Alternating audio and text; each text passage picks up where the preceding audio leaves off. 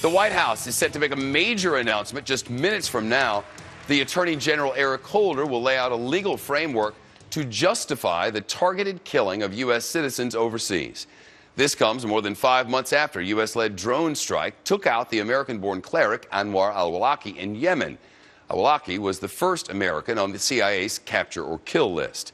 The feds linked him to the Fort Hood massacre, the attempted Christmas Day underwear bombing, and the botched Times Square bombing.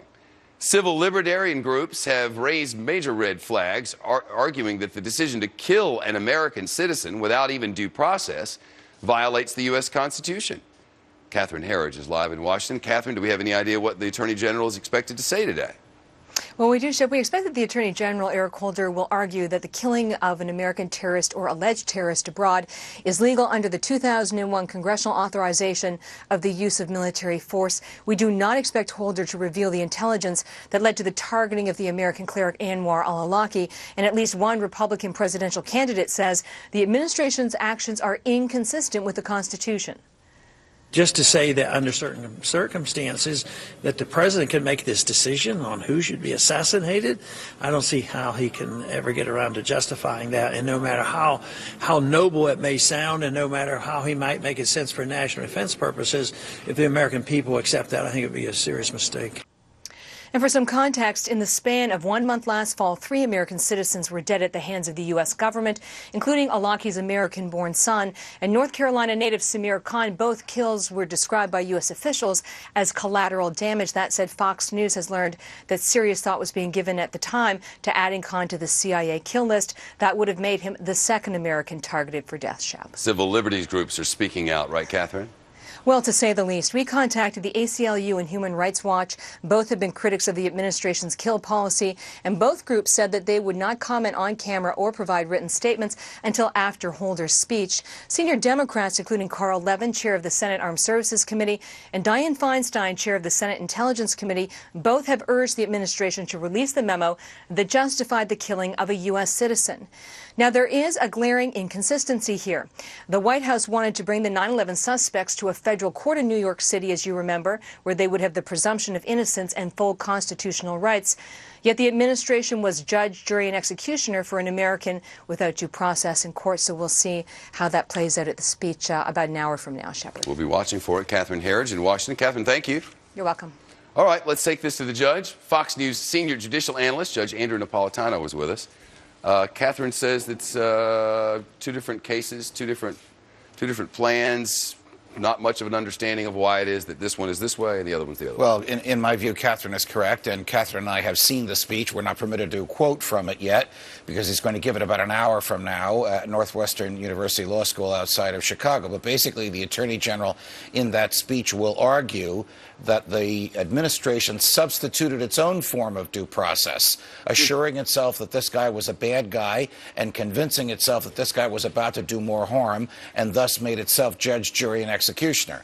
Now, no president since Abraham Lincoln has claimed the power to kill another American, and even Lincoln said he was doing it in a wartime environment when people were shooting at each other, and the shooting back was in self-defense. But President Obama is taking the position, as Catherine just said, that he can be judge, jury, and executioner without a jury, without a charge, without a grand jury, without a lawyer, without any of the basic requirements of due process.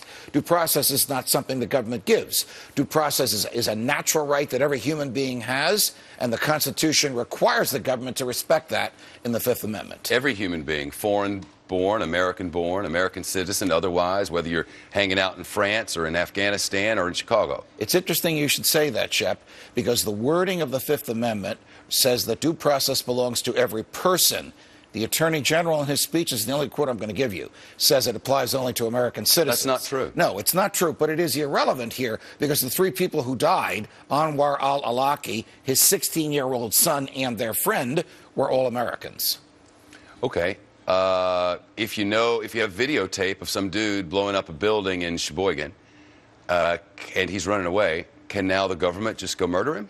Well, on the basis of the theory set forth in this speech, and it is a speech, it's not a legal document, it doesn't quote and cite cases and opinions and statutes. It's a summary of what the Attorney General believes is the law. But on the basis of that summary, the president can be judge, jury, and executioner for any American anywhere if the president has decided the evidence of guilt is overwhelming and the likelihood of committing more harm is also overwhelming. That's not what the Constitution says. There is no law that says that. But that's the position that this president and his attorney general are taking. Anwar al-Awlaki, it sounds like he's a pretty bad guy. I mean, there was the Fort Hood tie, there was the underwear bombing that didn't work, and the Times Square bombing that didn't work. Well, not a good guy. Wanted people dead. Probably better that he's not here. But if they feel that way about other people, like maybe your brother or something does something bad, and they say, okay, we're just going to shoot you, we could really eliminate the court system and just let the government decide who to murder and who to let go. You could make that argument on the basis of what the Attorney General is about to say at Northwestern Law School. You could also make Catherine's argument. Why not send some drones to Guantanamo Bay? Why even bother trying those people? Sure. She makes the argument. Why bother? Why not just set it on fire and let them die in a fiery blaze? Correct. David Koresh style. Correct. We make these arguments facetiously, but they follow from what the AG will say. It seems to work perfectly under the logic. I mean, Tim McVeigh blew up the Oklahoma City Federal Building. They had to track him down, give him a trial before they killed him.